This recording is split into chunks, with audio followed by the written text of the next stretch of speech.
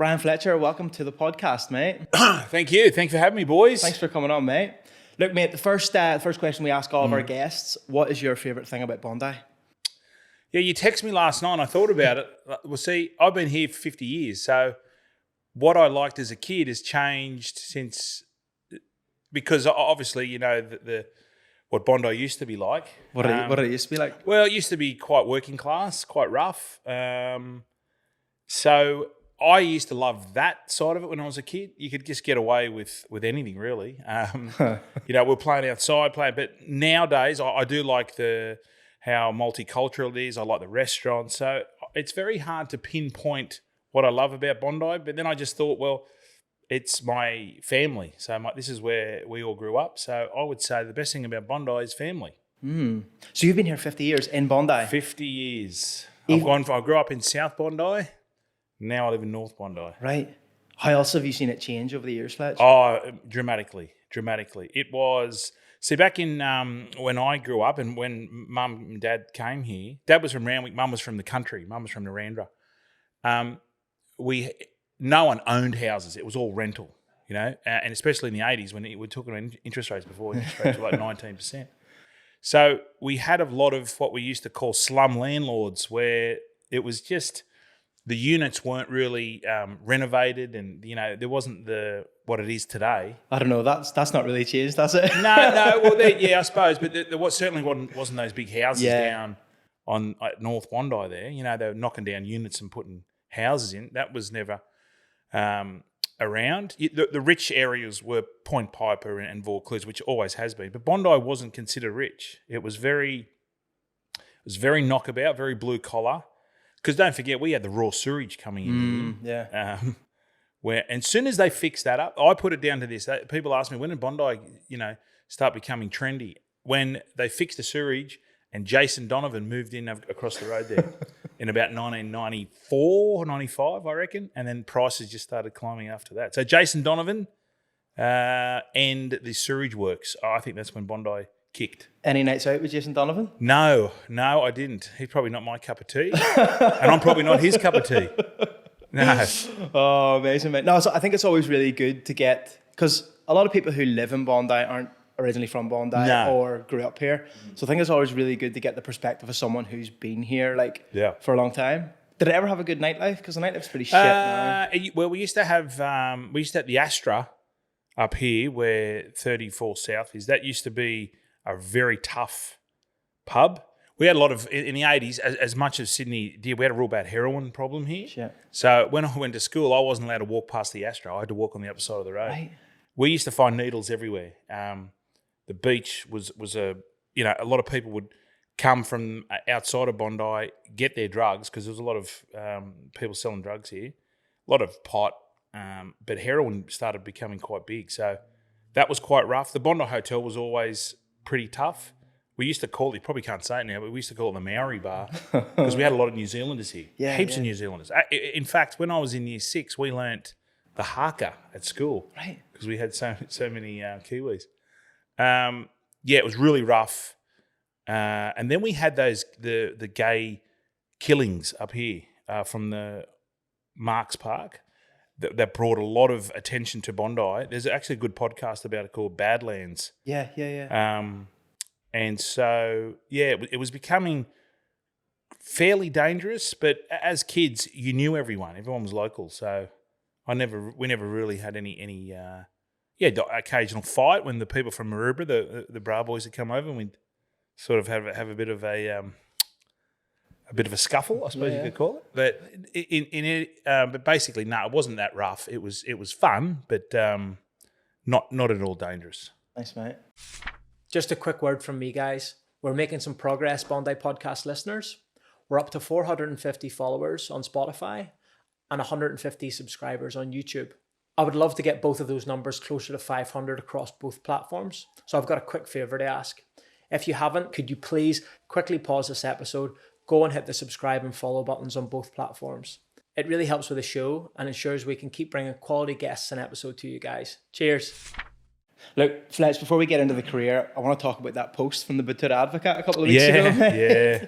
Did you do dry No. July? No? Nope. So it was all made up? All made up. Pretty similar to what everything they put in that article. No, I know Archie, who was one of the founders, so I think he's just had a bit of a...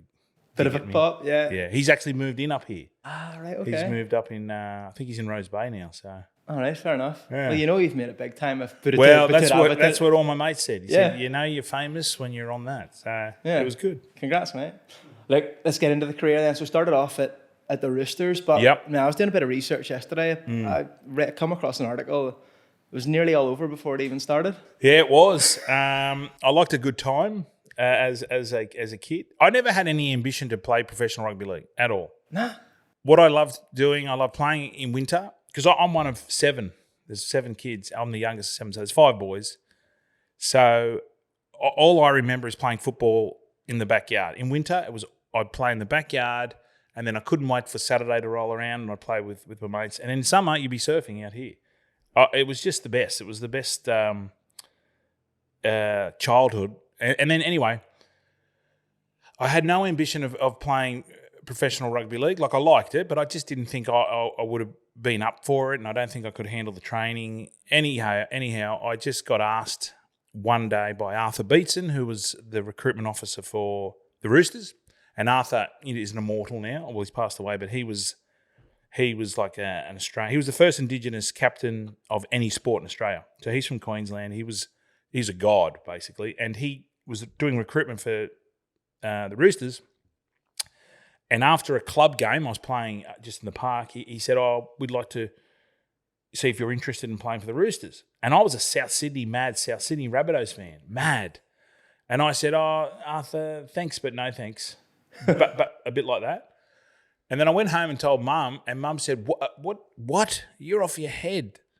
You go back and you speak to him, and you want to do that. You want to go and play for the Roosters. And I went, Mum, but I was plumbing. I was a plumber at the time. I said, it's too busy, Anyway, we didn't do it, but the following year he came again, and I had my mother's words ringing in my ears. So I said, yeah, okay, Arthur, I'll go and trial. And 1995, I was graded. But then you're talking about the incident in 1996. Yeah, we got in a bit of a scuffle. The scuffle was me and a mate. We got into a bit of a stink, but the fellas we got involved with, they were sons of High Court judges, and it really blew up. So I hadn't played first grade yet. I was only playing reserve grade, but it was bad. So I was on a contract that year of $30,000 with legal fees and fines. It was 40. So I paid 10 grand to play football that year. So what happened? What was the incident? Well, we were out on a pub crawl. And this is in the day. So this is 1996, where you used to be able to play pub golf. Are you familiar with that? Yeah, you go pub to pub. Pub to pub. If you have 3 schooners, that's par. Yeah. 4 schooners, you're 1 under, 5 and so on. So there was 40 of us. This was all grades. This is the whole Roosters club. And we were up at Paddo at Bellevue Hill. And after about 5 pubs, I was leading like on 15 under or something ridiculous. I was flying. And me and a mate were at the Bellevue Hotel. The whole team was at the Bellevue Hotel. And I was out the back playing pokies. Or cardies back then, not poke machines, they were card machines. And we were at the back, me and my mate, and unbeknownst to us, there was a big blue with about 10 of our blokes and 10 of these other fellas. We came out and there wasn't a soul in the pub, and it just looked like a bomb went off, and there was broken glass. We didn't hear a thing. And we came out and the manager goes, "You two get out." I goes, "What for?" And he goes, "You know what you did." I said, "I don't know what I fucking did." So, can I swear, by the way? Yeah, okay, absolutely. So we walked out, and it was like a ghost town. We walked in the middle of the street, no one there. The boys have gone. And this is prior to mobile phones, so he didn't know when anyone was. Anyways, there's 2 blokes across the road just abusing us. And me and my mate Mick go, "Do you know this bloke?" And I said, "No." And they had cuts on them and stuff. So they must have been involved in the blue. Anyway, we had no idea, and they're just giving it to us. So they came over, and it was on, us and him. Anyway, we got the better of them. On Monday, we go to training, Monday afternoon, and we're sitting in the dressing room, the whole 40 blokes that went out. And by that stage, we'd heard the room, we'd spoken about what had happened because, as I mentioned, no one had spoken to each other on the mobile. And the manager or the CEO came down and said, who got involved in a fight on Saturday night? Now, 10 other blokes they started it, 10 of our blokes. And me and Mick just put our hand up and said, oh, yeah, we did. No one else put their hand up. So they went for us. So, yeah, it was if it happened now with the media scrutiny under these players, I'd be gone. Yeah. But we had a lawyer and stuff, and we went to court, but we got a Section 10 or something, which is it's recorded but no conviction. So I dodged a bullet. See, do you think you were going to get the sack? Oh, yeah. Well, I did. This is the other story. So that was my first strike. Later on that year, I didn't turn up to a game because I broke my foot. Right. And I was living at Rose Bay. It was the first time I moved out. So I was 20. I was living at Rose Bay with my mates. And for whatever reason, I didn't go to the game, which you got to. You're getting paid. And we got on the piss and carried on. And the Monday, they said, Fletch, where were you? Oh, I didn't go to the game. Broken foot. And you weren't supposed to drink while you weren't playing. So that was my second strike. And the third strike was that end of that year when we were finished. It was our last game, and the first grade squad had just made the semi-finals for the first time in a long time for the Roosters. And so me and a mate, again, the same mate that we got in the blue, were carrying on at the auditorium up at East Leagues, and we had Rocky the Rooster, who's our mascot. Yeah. Anyway, for whatever reason, my mate said, I bet you can't give, because wrestling was big, I bet you can't give Rocky the Rooster a flying elbow. I said, give me $50, I'll do it. Anyway, the bet was on, and I ran through the auditorium, jumped on this table, elbowed the Rocky the Rooster, because he had a giant beak. He was in his costume. Hit his giant beak, which was soft. But what happened, he lost his balance, fell off the stage, broke 2 vertebrae in his back. Again, Monday morning came around. They said, Fletch, come up to East Leagues, explain this. And they showed the CCTV footage of me running around. Looked like the Tasmanian devil. Jumped up. And all you could see was the giant yellow feet of Rocky the Rooster go out of shot. And he was all right. Rocky the Rooster handled it, but that was it. I was gone. So they said... Sacked immediately? Sacked. That was three strikes, gone. So I went, righto, well, I've paid 10 grand this year to play footy. I paid 10 grand for a tracksuit, basically. Yeah. So I went, righto, well, that was my career. And I hadn't played first grade yet. So I thought, well, I've had 2 years. It was okay. Go back to plumbing. 1996, the same. So I got sacked in September. It's now near Christmas, and because I still had another year. I'd signed a 3-year deal, and they obviously severed my contract the final year. And I was out at Bondi Junction on the drink just before Christmas, and Phil Gould, who was our coach, who who Gus is? Gus is quite... Yeah. And he was the coach of the Chooks, and I ran into him on the piss, and it was like 2 a.m. in the morning, and he goes, I said, hey, Gus, how you going? And he goes, where have you been? And I said, what do you mean where have I been? He goes, you haven't been at training. And I said, well, I've been sacked. And for whatever reason, I don't know why, he saw something in me, and he says, you need to come to training after the New Year and start pre-season. I said, Gus, I don't have a contract. I've been sacked. And he said, just turn up. So after Christmas, I go to training, and all the boys are going, what are you doing here? I said, I don't know. Gus told me to do it, turn up, and no one said anything. And as I mentioned, I hadn't played first grade yet, so I think Gus just thought, righto, well, we're just going to sink or swim here. So I had a pretty good pre-season, and he just said, righto, well, here we go. I'm going to throw you to the Wolves, put you in first grade. And I started playing okay, and I was handling it okay, and then no one said anything. So then I got a 3-year deal after that, a new 3-year deal. Happy days. Happy days. And then that's when it kicked. Mate, you must have hated Monday mornings, it sounds like. I know. I tell you what I used to hate. Yeah, Monday mornings I hated, but I loved Tuesday afternoon after 12, because I worked out that if you played up on a Friday, because you usually played Friday nights or Saturday, if you got on the drink and something went down, the journos, if you didn't get a phone call or they weren't at training after like midday on Tuesday, you were sweet. So I always thought, right, if I can just get a Tuesday lunchtime. No phone calls. Yeah, and then you're fine. And then following week, it's too late. So then you could just, So, I wasn't a rat bag. I was, well, how would I describe myself? I wasn't nasty, but I just liked a good time, and I didn't know when to go home. Fair. Yeah. But if that didn't happen, And the world works in strange ways. If that didn't happen, that fight, I probably wouldn't. I might have finished my contract, and I wouldn't have never got a shot. And I would have played, but only ever played reserve grade. Never had a taste of the top level. Interesting. Did the journals and the players have like a close relationship? It was back a lot. then? Yeah, it was a lot better those days. They'd look after you a little bit better. Nowadays, with social media and nowadays with clickbait, it's all about. The journos are doing a job, and I understand it, and I work in the media too now. But back in those days, they would look after you a lot better. Unless it was something that they just said, look, I can't. The police are involved now. Yeah. But now, like, the players are getting, social media, people are setting them up, people are filming them, and then the journos love it because they get the recognition on it's a click. As soon as you click on your article, obviously that promotes them.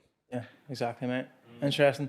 So then you've got the sack, but you've joined the team at the start of the year for the 97 season, was that then? And that's when you got a crack. You got a crack for the first team. Do you remember how you felt sort of before that first game for the first team? Yes, nervous. Yeah.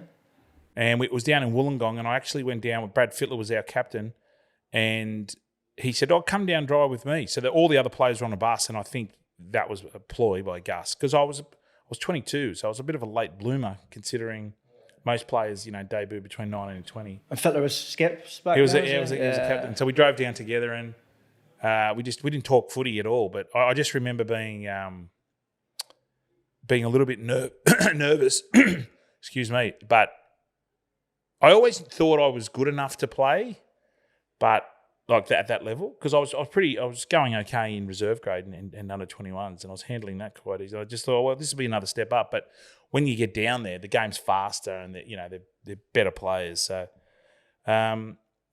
nerves, but also excitement.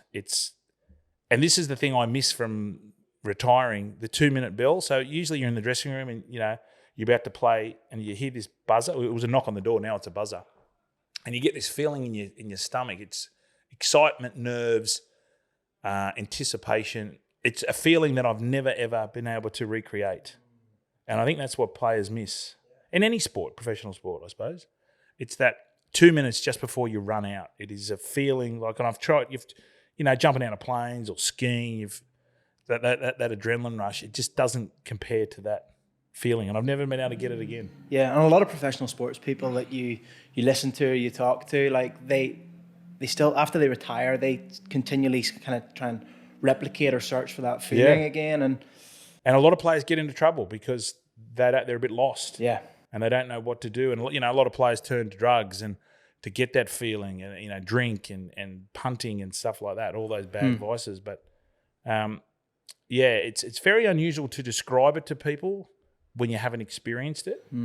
It is a feeling that, it's all these emotions put into one, but it's fun too. It's just fun. It's fun getting bashed, going out there, but you get hit and then you can't wait to return serve on the fella. Yeah, exactly, mate. How did you find out you were playing that game? Gus rang me. So I played really good for the first month or first 6 weeks in reserve grade, and Gus said, I'm going to give you a shot. And in those days, you used to sit on the bench for first grade. So you play reserve grade and you'd have 2 fresh reserves and 2 reserves that had played. So you only had 4. And I was sitting on there for about 4 weeks and never got a game. And then out of the blue, Gus just said, well, you're playing. Getting a start? You're starting. Wow. So off I went. Wow. And then, how'd you go in that first game? Yeah, it went all right. Yeah. And then you get to training, and then you start feeling more comfortable with the boys, and then I never went back and played reserve grade again after that one game. So amazing. Yeah. Our newest sponsor, Cameron's Tallow, is changing the natural skincare game. Do you suffer from eczema, psoriasis, dermatitis, or acne scarring? Well, Cameron's Tallow Balm could be exactly what you need. Made from Australia's best grass-fed and grass-finished beef tallow, Cameron's Tallow Balm is great for skin nourishment and is perfect for dry and sensitive skin. If you're curious, you can check the guys out on Instagram at Cameron's Tallow and drop them a DM if you have any questions, or go to the website cameronstallow.com to find out more. I'll put all the details in the comment section below. Cheers. I'm interested, Fletch, in because it was a professional sport back then, right? But I'm interested. Yes. But I'm interested in like how professionalism sort of evolved maybe over the last 20 or 30 Immensely. years. Like Huge. what was the changing room like? What did in terms of like? Well, I can tell you this: people used to smoke before games and in the sheds, in the change room, in the toilets. Yeah. Fuck. So it was Super League changed everything. When Super League came in 1995, that's when we became professional. Before that, it was everyone worked. Yeah. So as I mentioned, I was a plumber, and then you'd train in the afternoon. But Super League came, and the money just—it's not compared to the money now, but it was wild times. How's it changed? Well, we got better strength and conditioning coaches. We got physios. Now they've got GPS. It is now. Well, it's a $1 billion business. Yeah. The NRL, like salary cap's now nearly 12 million. When I was playing, it was 2. Fuck. So money's gone through the roof, which means that clubs are spending money, so they want results. So what was like? What sort of guidance did you get on strength and conditioning and nutrition and stuff back in the day, or just was it just sort of figured out yourself? We just listened to the trainer. There was a lot of weights, but it was. You know, the diet too has totally changed. So we were always told, you got to have pasta before 24 hours before. So you got to have a big pasta. But you'd eat a big pasta and you go, I don't feel great. No. And then you'd feel good in the game for about 15 minutes and then downhill. And half time you wouldn't want to come out. So, diet has changed immensely. What else was... Well, the facilities, they've all got... we were training underneath a grandstand. With all these second-hand weights. But now they've got these centres of excellence, cold pool, plunge, massages every day. As I mentioned, those GPS. So they're training, and the strength and conditioning coach will say, righto, well, Chris, you've had enough. You've got to come off. And you go, I'm feeling okay. No, because the recovery and you've got another game next week. Yeah. Your left hamstring's a little bit weaker than your right, so we've got to get you off. Like it's that intense now, and they're so finely tuned the details, now, the athletes. Yeah. And what about sort of the going out culture back then, Fletch? You talk about like, well, I would listen to a lot of stories from a lot of like Premier League football players who played in like the 90s and the 2000s, and Tuesday or Wednesday night, even if they had a game on the Saturday, the entire team would go out on a Tuesday or Wednesday night midweek. Was it big? Yeah, we'd have a club training session, which was all 3 grades. In an afternoon, so you'd have all your under 21 kids, your reserve grade, and then first grade all together. Tuesday night club session, then go for a feed down the pub, invariably on the drink, and then you gun at the cross. Yeah, there was no. I'm going to have 2 beers and go home. Yeah. Do you have Wednesdays off?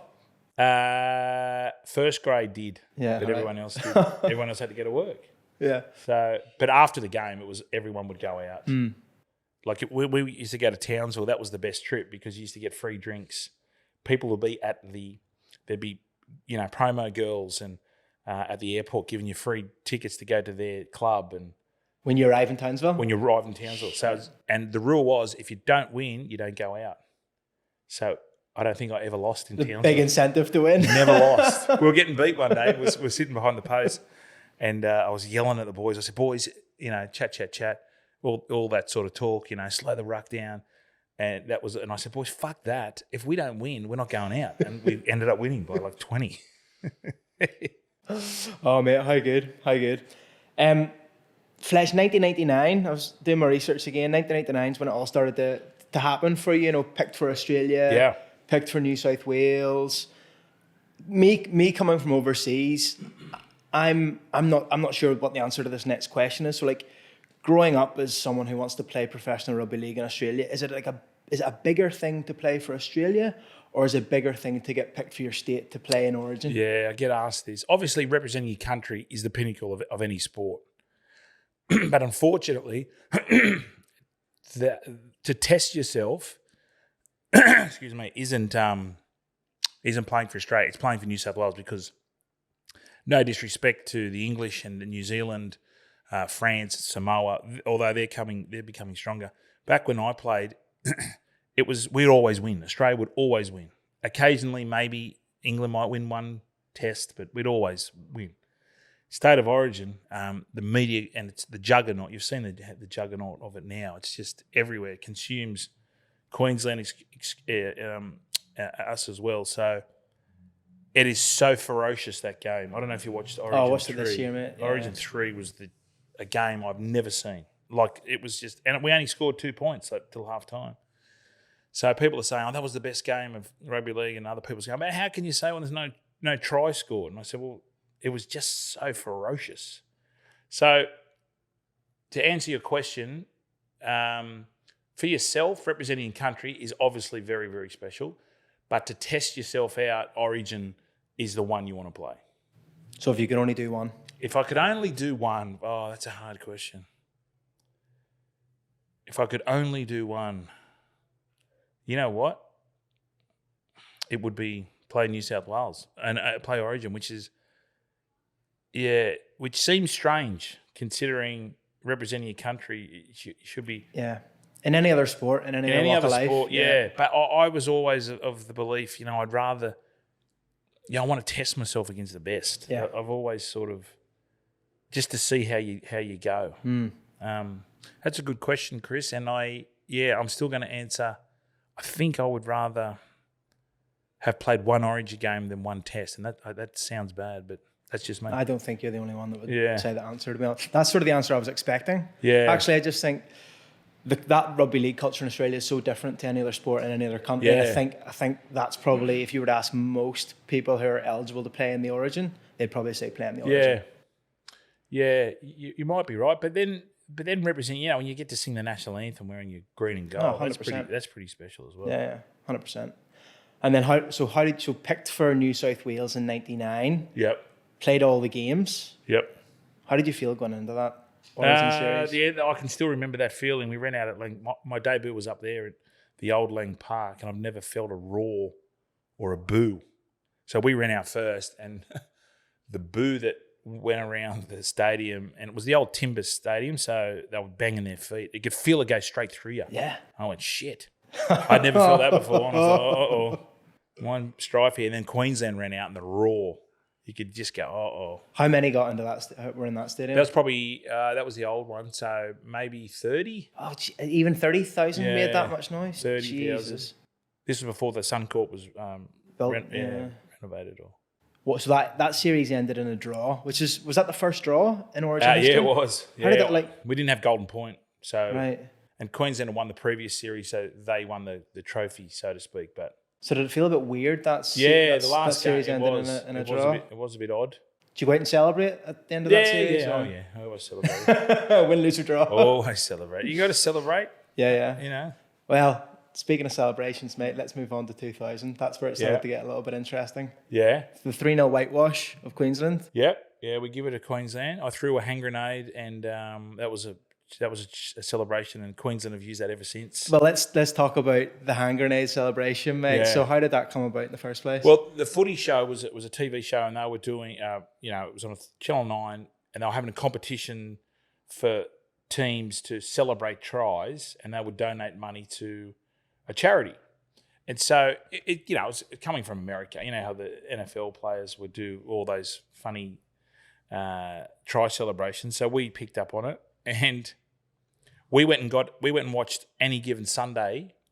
We got with Jamie Foxx as the quarterback, and we got Willie Beeman. Yeah, Willie Beeman, and we got an advanced screening, so no one had seen it yet. No one in Australia had seen it. So we all went out. We were in Origin camp, watched it, then went and got on the drink up the cross, and I practiced it once. We're up the cross at about 4 a.m. Team bonding.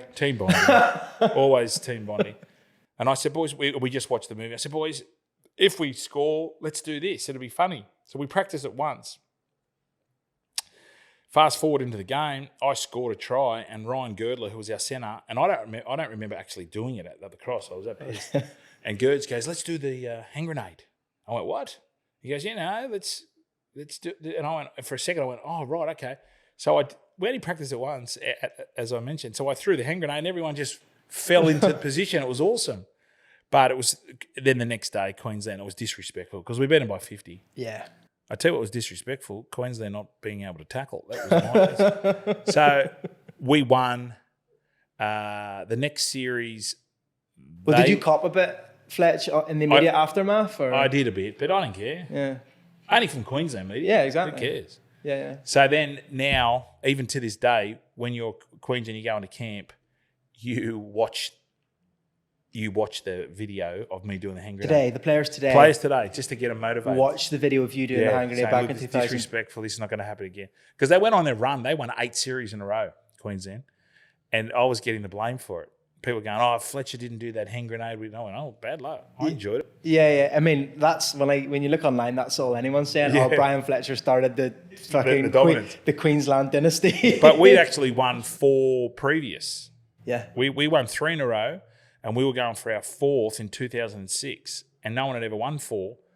And Queensland just beat us on the bell. I wasn't playing, but they just beat New South Wales on the bell, and then they went on a run. And they won 8 in a row after that in 2006. So what a folk from Queensland say to you about that celebration? Oh, they're all right now. They just check. Yeah. But they, fair enough. Queensland, I don't worry about, No, it's all a bit of fun. Yeah, It seems that way. Yeah. That's good, mate. And then back to the Roosters then. So grand final, 2002. Yeah. You score a try in the game. Yeah. First grand final in, nearly 30 years?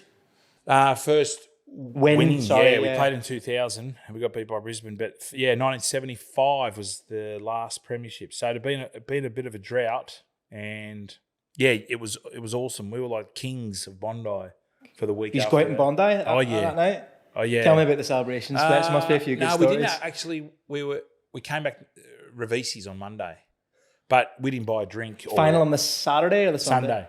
So Sunday night we just went back to the Leagues Club. Yeah. Monday we came down here and you didn't have to buy a beer. You got it was awesome. It was fantastic. You remember much from that Not night? much. No, not much at all. Because we had to play. We had a test match like the week after. So right, okay. probably played that pissed as well. Yeah, fair. I can't remember. Yeah, probably still won. Probably. Yeah. But that was your last game for the Roosters. That was my last game. So tell me about the decision to leave the Roosters and go to. Well, I didn't want to leave. I didn't want to leave. They offered me a contract, 2-year deal, and I probably regret not signing that. Why? Well, I just thought they didn't offer me a contract that I thought I was worthy of, but looking back on it, I probably should have stayed. I took the money to go to South. I actually played junior, Jersey Flag, which is under 18s for Souths. There was a few clubs keen to sign me, but I wasn't going to go to Cronulla. I wanted to stay in the area and stuff. So, I went to South, took a 3-year deal, and it was tough because South just got back into the comp in 2002. But I feel within myself, I probably played my best football there. It was very tough because, I'd been used to playing with superstars at the Roosters and the Brad Fittlers of the world. And and so basically I had to start again. I was the senior player. So I found that I really enjoyed that. I got to play for New South Wales and Australia again from a team. We got the wooden spoon. I went from the penthouse to the shithouse. So I was pretty proud of that. That 2003, 2004, I probably played my best football. Yeah. But was that a difficult decision, Fletch? Obviously, the football equivalent in my world would be you don't go from Celtic to Rangers, you don't go from Rangers to Celtic.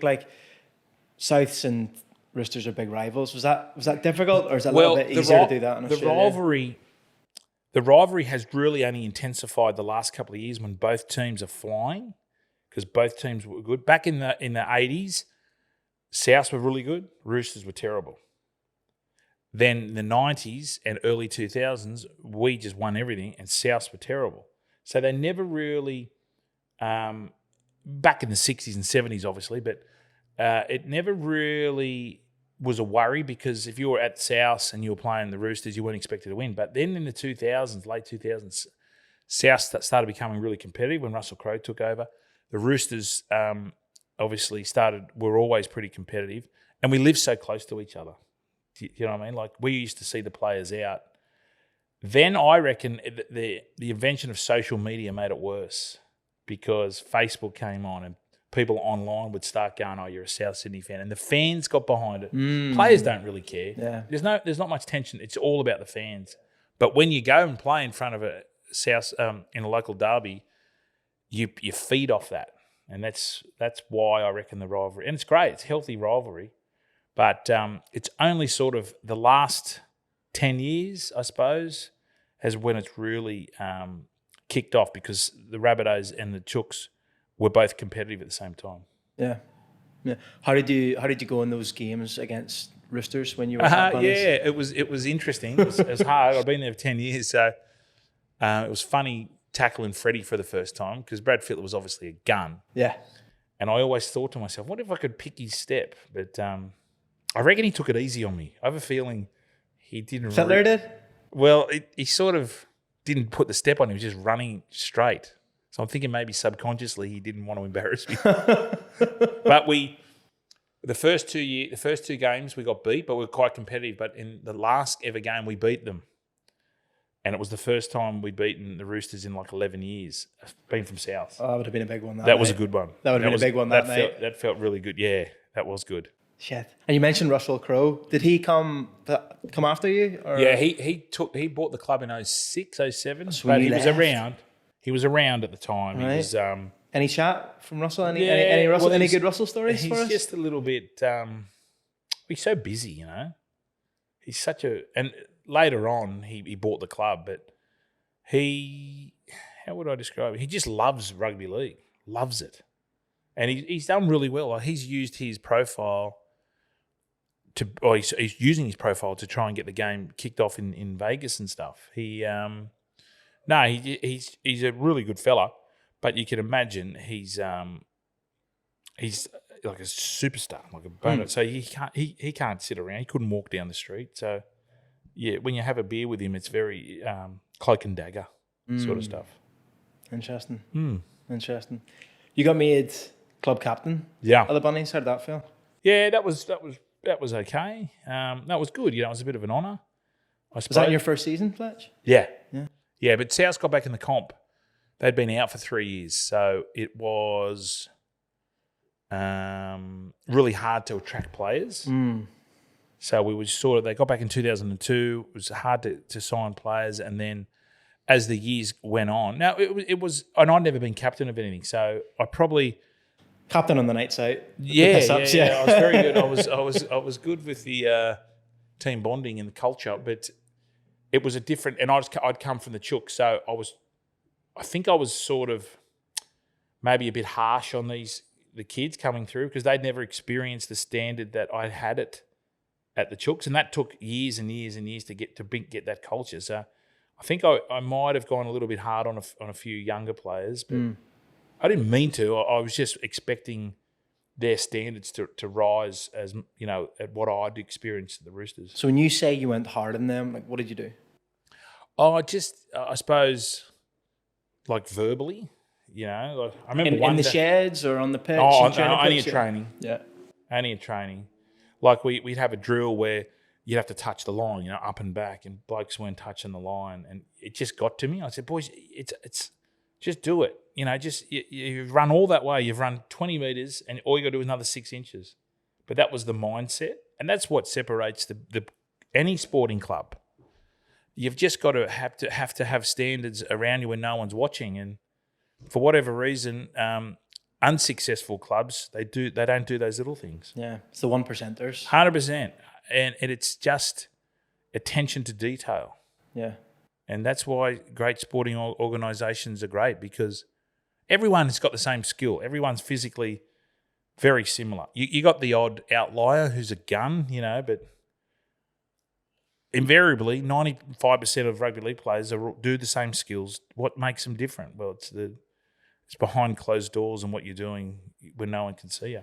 And did you manage to sort of change the culture and sort of drag a few boys with you? Or? Yeah, we had a few. Yeah, we signed a couple of kids from Brisbane, young kids who they'd come from the Broncos, so they knew that standard. Good setup, yeah. So it's a bit like Melbourne Storm now. Why are Melbourne Storm so good when they lose all these gun players? Why?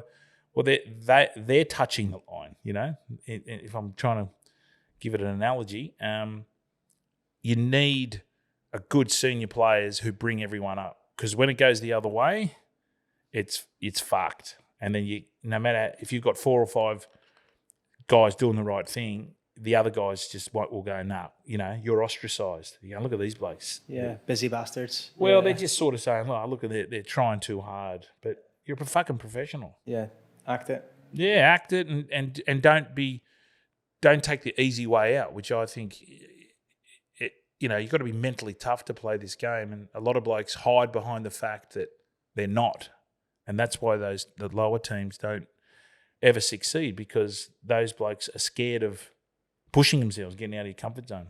Given how professional the game is today, do you think that still exists, or do you think everyone's touching the line now? Everyone's doing the 1%? No, I don't think they are. No, I don't think everyone's touching the line, because you can see when you watch weaker teams play, why are they weaker?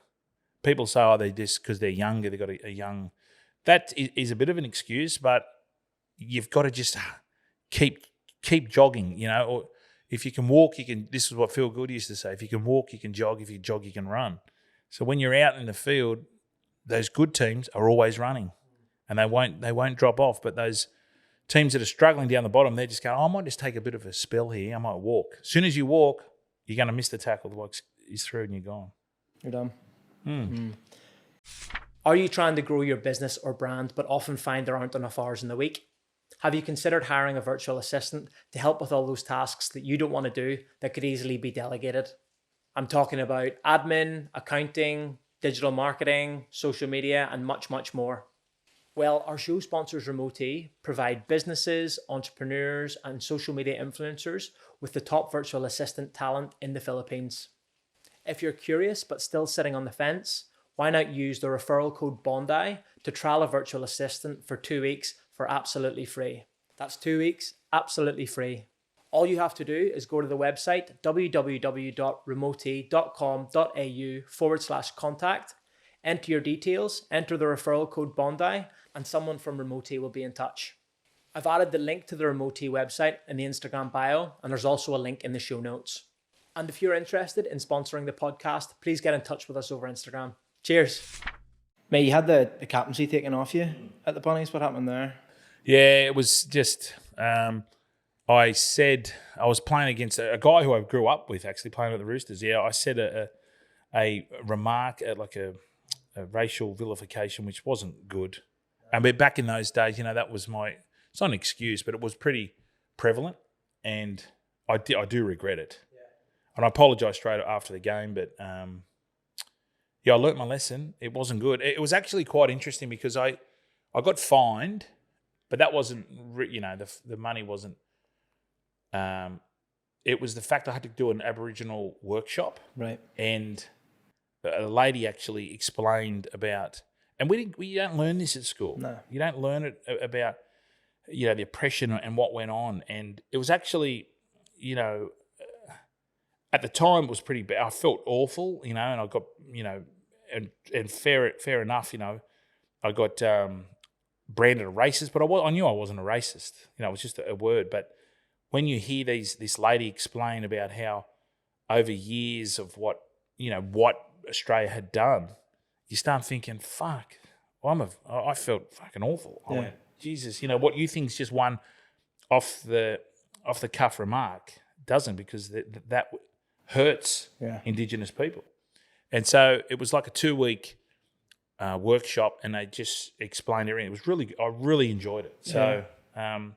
At the time, it was pretty bad for me and the family, but looking on the bright side, it actually... And now I understand it. Never did it again, obviously. Did that sort of thing go on a lot during games back then? Oh, yeah. Name calling. It was just sledging. Yeah. But as I mentioned, what we thought was just, it's just a name. Yeah. It's not, and the Indigenous people of Australia have copped it. I don't want to get into the stolen generation and stuff, but we learnt about that. That is horrific. Yeah. What happened, and so now when something goes on, at least I have a little bit of idea about how the Indigenous feel. Mm. And did you and the player sort of? Yeah, no, we're fine. Yeah, fine. I've seen. Yeah, he now works. Actually, Dino now works for. He works for I think he works for the Aboriginal Commission. So he said, he goes, look, we had a chat about it, and I just thought, Dino, it was just a name, I didn't mean it. And he goes, yeah, but you can't do that anymore. Fair.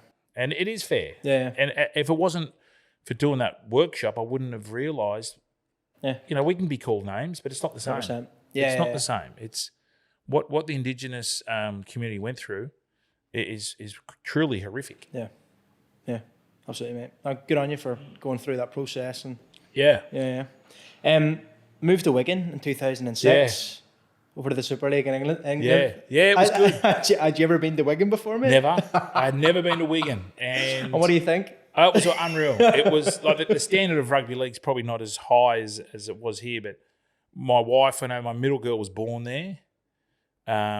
She was born in Ormskirk, so she's a full Pommy. So she got the British passport as well? Nah, they changed it. Right, okay. They changed it after 9/11. You had to have 4 consecutive work visas. So I was there for 2 years. Unfortunately, she doesn't get the passport. But we had a ball. It was awesome because you could go and play. And Wigan's quite insular, so you play the game, but then you could walk down the road 15, 20 minutes and no one knew who you were. It was awesome. Really? So I was staying in a place called Parbold, and they didn't follow rugby league. Yeah. That was a little bit. It was near Liverpool. Yeah. Okay. So it was all just football. Just all football. And Wigan Athletic had just been promoted into the Premier League. Yeah. So that's right. They were really into it. Yeah. But that was a weird time to join Wigan because historically Wigan are like a powerhouse of English rugby league. But it felt like that period the club was like in a little bit of transition. Andy Farrell had left maybe the season before. There was some disquiet behind the scenes with coaching changes and stuff like that. Yeah. So you got thrust into that environment. What was that like? Well, we'd lost 11 in a row before you start. I got injured, so I didn't play the first 9 games. But then they sacked the coach, and they brought in Brian Noble, who was the Great Britain coach and Bradford coach, and we won nearly 12 in a row to make the semi-finals. So it was a big turnaround. Now it was just an awesome. It was an awesome place because the fans were so, English fans are like, or soccer fans. That was the same sort of feel. They're so passionate. And I enjoyed it. I wish I had gone there earlier. Yeah. Yeah. Because we like the travelling sort of stuff. And we played every Friday night. This was the best thing. We'd play every Friday night, and the coach said, if you win, the Aussie blokes can have 3 days off. And the Pommy kids were fine because they didn't want to travel. For whatever reason, Wiganers don't want to. I said, boys, your airport, we're there in 40 minutes. We can go to Spain. We can go to, and it's going to cost you on Ryanair like 60 quid. Yeah. Oh, no. I like it here. And I went, all right, sweet. So we went on a Friday night. Britt and I, my wife and the kids, Saturday morning we'd be at Liverpool airport, and we just go. So we went to Spain and amazing. Went to Venice. That was awesome. Went to Greece, and then didn't have to be back till Tuesday. So I loved it. Unreal. And summer. We played in summer too. Yeah. So it was obviously Europe in summer. Yeah, how good, mate. Next level. How good. And you obviously went away with a family on a few weekends. Did you ever go away with some of the Aussie boys? Just for the weekend? Yeah, we'd go to Ireland. Oh, yeah? Yeah. Where about? We would go to Dublin. We'd go to Temple Bar. Temple Bar for a few. Temple Bar. We actually went into a pub, and someone said it was like an IRA pub. And we're going, fuck, that's bullshit. And I walked out the back, and there were blokes with guns. And I went, oh, boys, we got to go. Balaclavas as well? Not balaclavas, just like fucking guns? At guns, like polishing guns. And I said, shit. We're in a wrap. Right, are we getting out of here? I don't know if they were real or what. But I said, boys, we got to go. I can see the headlines the next morning. Bryan Fletcher joins the RAF. Far out. Because my great-grandmother's from Tipperary. So I got a bit of Irish blood in me. Yeah. So, we're Catholics. No offence to the Protestants, but none taken. It was it was good times. Good times. Class. That Temple Bar, some spot, isn't it? Yeah, Zanzibar. I remember Zanzibar. That was heaving. Good pints of Guinness in there, mate. Yeah, that was the other thing. Guinness. Fuck, that knocked me around. Fletcher had a look through the team list from that Wigan squad. The name that stood out to me, Chris Ashton. Oh yeah. Ashy, like you hear and you read a lot about Ashy. He's Marmite. He's Marmite. Yeah, they're love him or hate him. He would have been quite young at that stage. He was young, and he was just a smart ass. Have you got any good stories? Well, he was just really annoying. Like he was one of those guys. If it said one of those kids that said, "Do not touch wet paint," he'd touch it. Please walk on the right side. He'd walk on the left. Yeah. He just was always antagonising, and towards the end, he became a real star for us. And then he went to rugby union. And had a terrific career there. Yeah. But he was only a baby. He was only 18 or 19. Just a real smart ass. But did he, he's obviously got, I think he's got a bit of a rep for, disagreeing with other players in his team, disagreeing with coaches. Yes, yeah. Well, that's any of that? Well, yes. Were you? But no, he was just doing his own thing because he was playing really well. So, you got to, if you've got those talented players, and anyone who's talented, I've found in sport is always something a little bit different about them, So you've got to harness that. I never really had a blow up. Occasionally on the field, you'd yell at him, but he's typical whinging pom. Yeah. But good on him. He had a great career in rugby union. Sometimes you just got to let these maverick players go. Correct. Right? And you got to treat them differently from 100%. And that's what good coaches do.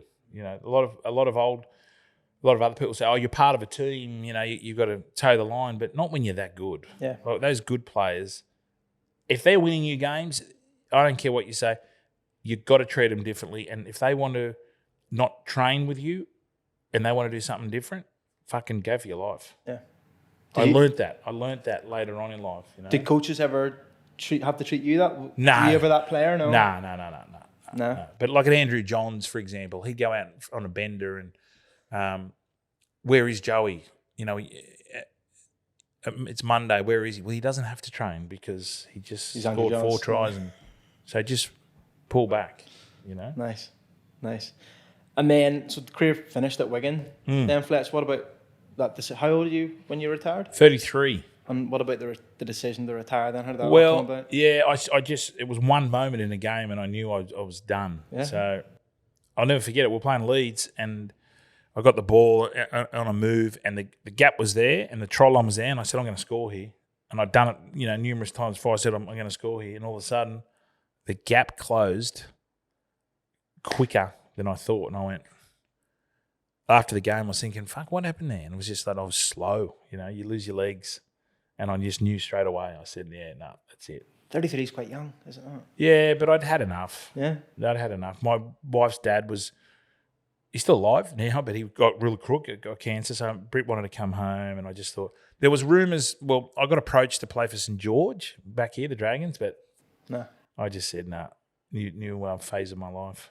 And did you have something teed up? Did you know what was next? No, I didn't. I was going to work for a poker machine mob, just be like a sales rep, because I'm a plumber by trade. And I thought, do I get back into that? But then a good mate of mine said, well, he was in the cleaning game. And he said, I'm leaving my boss. Do you want to start up a cleaning company? I said, well, what the fuck do I do?